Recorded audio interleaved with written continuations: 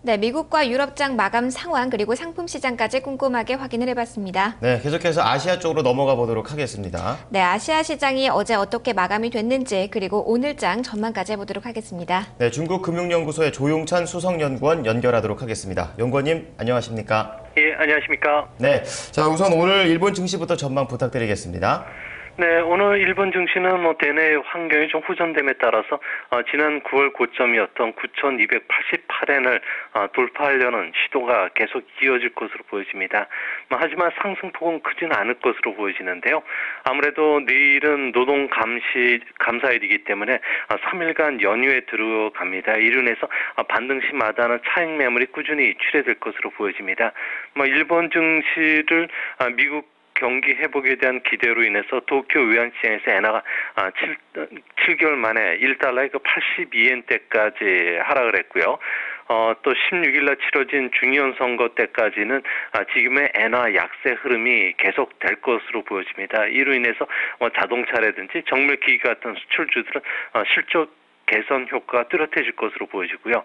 또한 자민당이 정권 공약으로 그 정부와 일본은행이 정책 협상을 통해서 물가 상승을 담고 있기 때문에 아무래도 금융 완화라든지 인프라 투자 확대에 나설 것으로 보이는 만큼 철강과 화학과 같은 소재주 그리고 해운과 같은 그 경기 민감주 쪽이 오늘도 좀 강세를 이어가지 않을까 보여집니다.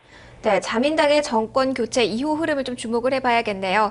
중국 증시도 이어서 전망을 해보도록 하겠습니다. 어제장에서 중국 증시 상당한 변동성을 보였는데요. 오늘장은 어떻게 진행이 될까요?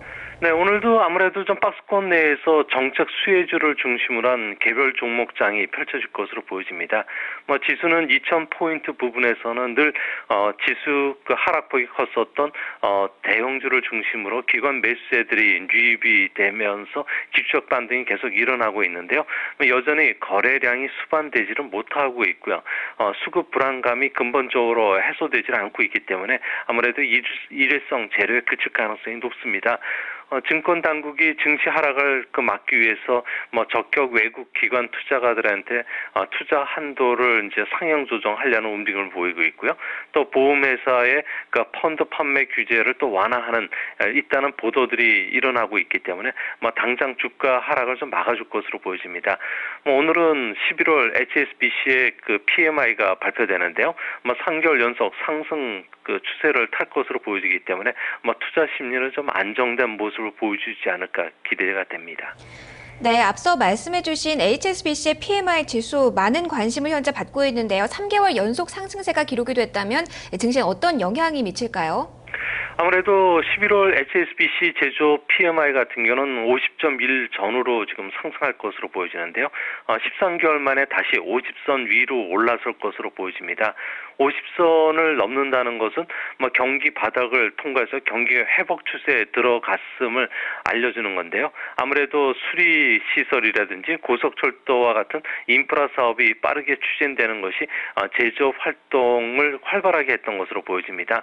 최근 들어와서 전력 소비량도 9월 말부터 이제 회복이 되면서 10월 달에는 6%까지 증가했고요. 철도 화물 수송량도 회복세를 타고 있기 때문에 신규 수주나 주문, 생산과 같은 주요 지수들이 모두 50선 이상을 지금 기록할 것으로 보여집니다.